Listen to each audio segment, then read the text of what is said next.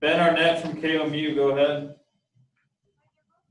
Nick, just kind of talking to some of the guys about the senior class that's going to be honored on Saturday and how oftentimes it's easier for younger players who have more eligibility to buy into a new program. But Coach Drinkwitz has really credited the seniors with buying in and getting everybody on the right path. Just how much have the older guys in this program, not just the seniors, but the older players, really kind of taken the lead and helped lead to a lot of the success this year?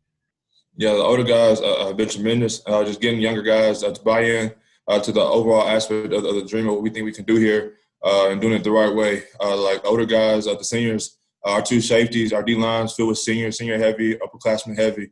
And so just having those guys as the core of your defense and your team, offensive line as well, just having those core guys kind of sending the right message straight from the head coach kind of gets everybody going. On a daily, just everybody coming in, wanting to work, everybody striving to get better. And just so having those seniors, those upperclassmen, being that voice for the team is important for us. Jack Sobel from the Maneater, go ahead. Nick, I was talking with your dad recently, and he talked about watching film and identifying plays on Saturday nights after games as early as when you were 6 years old. I know that was obviously a long time ago, but I'm just wondering, what do you remember about those study sessions when you were young with your dad? Just being my biggest critic. There's sometimes I really want to listen to him, or sometimes I really didn't agree or understand why he was so hard on me. But just those things is coming in there, just trying to get an understanding of the X's and O's of why certain people do certain stuff, and just trying to understand the numbers aspects of the game. And just kind of at an early age, kind of send me ahead of everybody else. And so I'm thankful that he taught me all that. Kind of taught me defenses and certain run fits and stuff like that. It's just real big picture things, but just having him in my corner just suddenly pushed me, striving to be better every day, and just trying to input anything he can to kind of help me in football. Has been tremendous in how helping me get to where I am today. And then if I could ask a follow-up question, what's your relationship like with your dad now?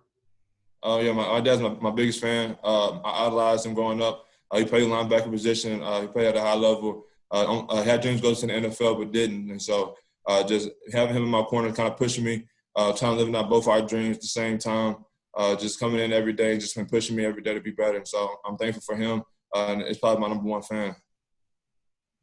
Peter Ball from The Athletic, go ahead. Nick, less so, I guess, what it'll be like to go up against him, but what did just Barry Odom mean to you as a coach your first few years on campus, and what'll it be like seeing him again on Saturday? Yeah, I'm excited to see Coach Odom. Like I said, he took a chance on me to bring me to the University of Missouri when nobody else really wanted to or thought I would be able to. And so just humble as it gets, just thankful for him taking the opportunity, just come to my living room, have a conversation with my parents over the phone, just being there, just being a great recruiter and a great coach that got me to come to this campus and play for this football team. And so I'm extremely thankful for what he did, and I'm excited to see him this weekend. Mitch 40 from Power Mizzou, go ahead. Nick, obviously, Coach Walters and some of his defensive assistants came back this season. So I know, there was talk going into the season that the defense would stay somewhat similar. I guess in your mind, are there differences from a year ago schematically or philosophically, or do you feel like things are pretty much the same? Things are kind of the same.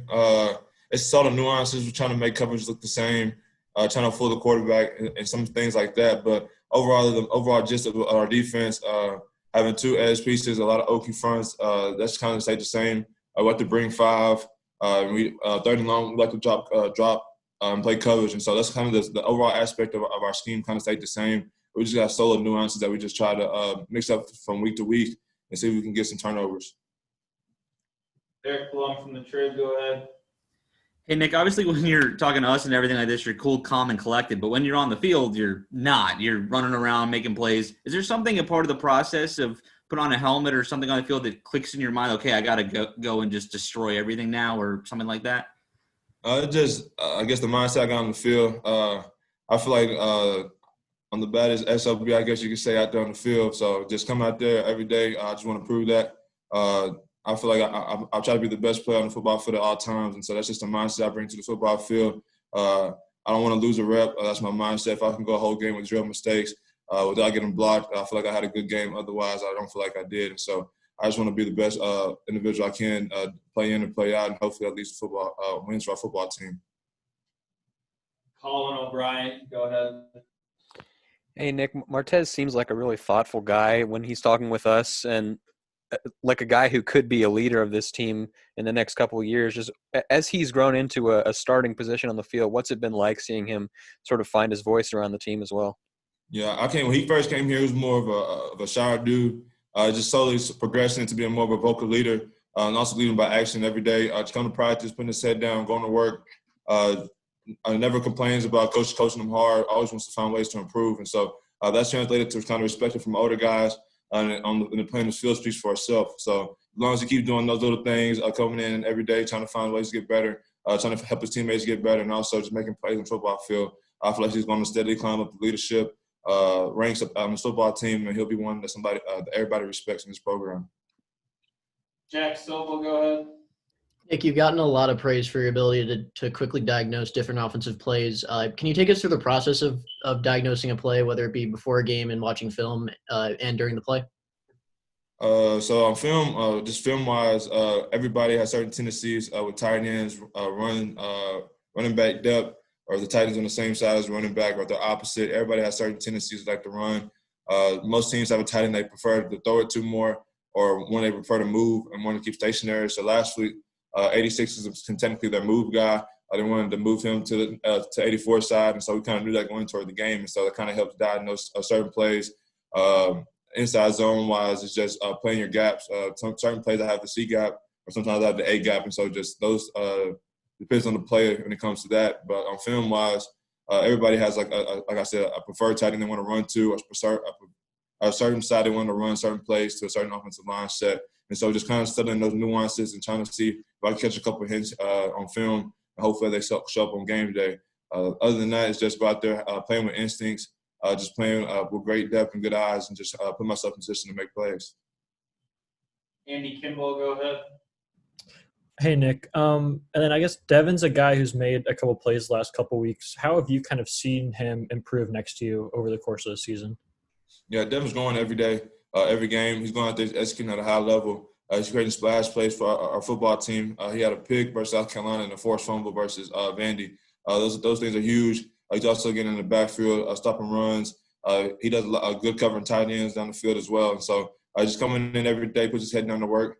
Just like Martez, both same class. It's both kind of the same type of ambition. And so just those guys are steadily growing. They're going to be huge for our football team going in the future. Yeah, and then I guess if you don't mind, I know with you and some of the older players in the secondary moving on at some point, how important are Devin and Martez going to be for that defense kind of as leadership pieces later on? Yeah, Devin, as a linebacker, you got to have the heart and soul of the defense starts at the linebacker position, especially in this defensive scheme. And so just having a guy with experience coming back, he's going to be more SEC tested. It's going to be his third season, so the game's going to slow down for him. Martez as well. He's suddenly getting better every game, causing havoc for offenses, forcing them kind of to start game planning for him. And so just having those two guys as being the two vocal points on the football team at a safety and linebacker position, and getting everybody lined up, communicating checks and calls for this defensive scheme is going to be huge going forward. Mitch 40 Parmezy, go ahead. Nick, usually we ask the coaches how kind of players have grown throughout their career, but I'm curious, have you seen Coach Walters, grow or adapt or evolve at all kind of during your time on campus? And if so, how so? Yeah, Coach Walters also been growing. We talk every time, just trying to figure out, he's trying to get in my head, see what I'm seeing out there, and I'm trying to figure out what he's thinking from the sideline, and just him coming in, just realizing put us in great positions to make plays.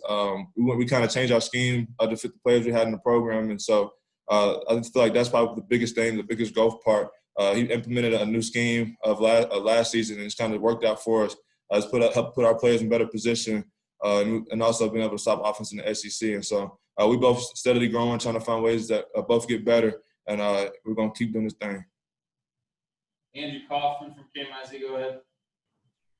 Hey, Nick, just do you feel like the rivalry with Arkansas has gained any more steam in the last couple of years since you've been here? Yeah, Arkansas is Arkansas. We play them every week. It's a rivalry week. Just a little bit more just because our head coach, our old head coach is over there. But other than that, it's still a players' game. We still got to go out there and execute at a high level. We're not playing the coaches. We're playing the players on the football field. And it just takes all 11 guys doing the job every play in, play in, and play out to win football games. That's our main goal. Our main goal is not about the coaches.